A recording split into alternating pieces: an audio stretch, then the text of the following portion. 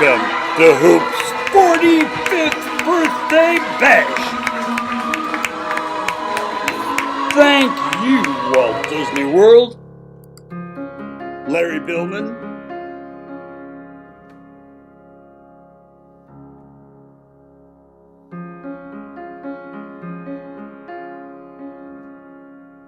Forrest Bayreuth, Ron Misker, Gene Columbus, cast and crew and their families too. A real big thank you. Hoop-de-doo.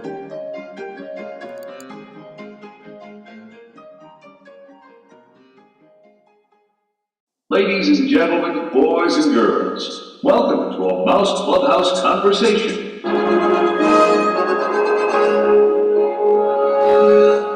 This is Scott Wolf, and this conversation is with Larry Billman. They asked me, Bob Yanni asked if I wanted to write a show, and I said I did, and we had a meeting. It was to be a review performed outdoors at the so-called temporary Tomorrowland stage. It was temporary for about 30 years. Never been done. So, and Bob knew that I had worked on Broadway, and I had a musical theater sensibility rather than a young generation or young Americans kinds of sensibility. So I was a good fit for that. That night at the meeting, I'll never forget, Chuck Horson, somebody said, well, we ought to get Gower Champion. And I remember Chuck Horson said, what, are you crazy or something? He said, Larry, do you want to direct it? And I said, yes. Okay, then it's done. So suddenly I was the director then. The show we had called See America First. When I first met her, she was an assistant choreographer to Forrest Bayreuth on Show Me America. Forrest Bayreuth was a friend of mine. I had worked with him as a performer in Las Vegas, and so he did the choreography, and Barnett assisted him. Forrest then went to Walt Disney World. It's not just Disney. The corporate world now does not understand. We need to reinvest in our future. When I look back at all of my eventual Disney co-workers, Tony Peluso, Dave Goodman, they all came out of those programs.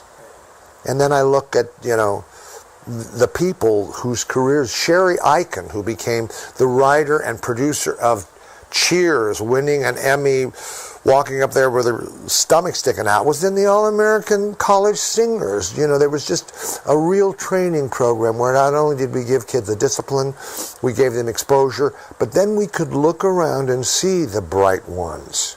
Marilyn Magnus, who's one of the original cast members of Hoop-de-Doo, is working for the company as well as she should. Incredible lady. But was discovered... With Hoop-de-Doo. Yeah, she's the original Dolly Drew. Wow. As part of the college program. As part of the college program. Now, go back to the college program. It opened in the summer. It was supposed to run for 6 weeks. It was such an overwhelming success that somebody in the company said, maybe we ought to extend that. Because it was just put on as a college workshop. Most of the time we spent, the script was all written, but it was having them improvise, because it's all about improvisation. It's all about those actors understanding their characters so well, they could tell a whole room full of people to do something, and they do it. So over the years, it again has had an incredible amount of people. I will meet people who will say, I was in Hoop-de-Doo. We hope you've enjoyed this Mouse Clubhouse conversation. Thank you for joining us. In 1974, on June 30th, 1974, you started as the original Jim Handy, and now we're coming into the 45th anniversary of Hoop-de-Doo. And tell me about what it was like that first summer. How did Disney call you? Were you excited?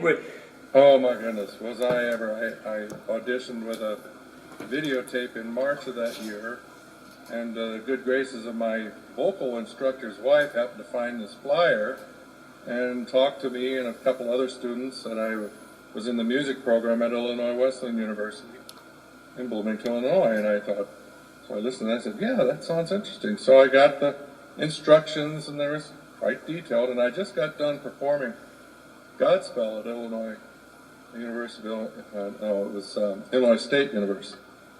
And I had all good gifts was my audition piece, along with whatever they had me do in steps and all kinds of things.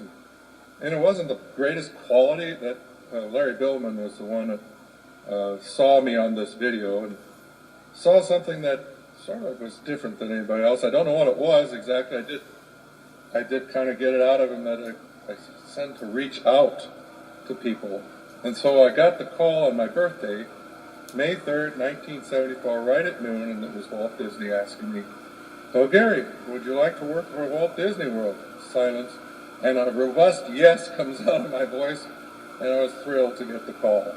I think I woke up at 4 o'clock this morning thinking about this conversation, what I'd say, and I couldn't get back to sleep, thinking how excited I was on that day, on May 3rd, my 20th birthday.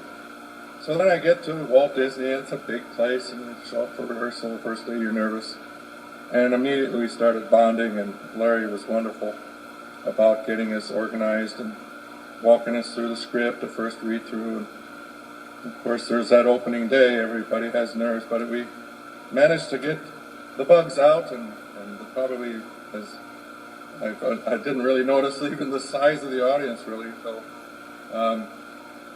they said basically it was probably more people in the cast than the audience that first night, but it grew and grew and grew after that. So I was pretty excited. Yeah, it's amazing that after 45 years, you know, they were only going to do this for a couple of months, right? Exactly. Right. And 45 years later, but Larry kind of knew that this was going to be successful. And to this day, if every time they bring in a new Jim Handy, your name is on the script, Gary Kortemeyer as the original Jim Handy. And so, you know, you how many actors have, I wonder who that was, you know, kind of thing, right? And so that's part of what I'm doing with that. You know, Larry's no longer with us after a couple of summers ago. What did you think of him, and what did you think of the show? Have you been back to the show since then, or what's been happening with you? Well, yes, I have. I was back to the 40th anniversary. The pictures were taken, and Marilyn Magnus, now Marilyn Carroll, and Brad Gooding, the six picks. Marilyn was the original Dolly Drew. Now Leslie Norris, Leslie Norris Townsend, was the swing lady who learned all three parts. Ted King, he was another swing man that learned all three parts. Amazing talents they were, and still are. And of course, Jude Ruth was the dancing ingenue, and her dancing partner was John. I'll think of it in a minute here. John Windsor, and of course myself, and then there was Kate, and we all got together along with Larry, and was able to enjoy a reunion. And before that, I actually asked my current wife, Danelle, to marry me at Disney World. So Disney's played a big part of my life, and I am so excited to be able to celebrate the success of the show, as well as everyone that's kept it going all these years. I'm completely overwhelmed by that thought.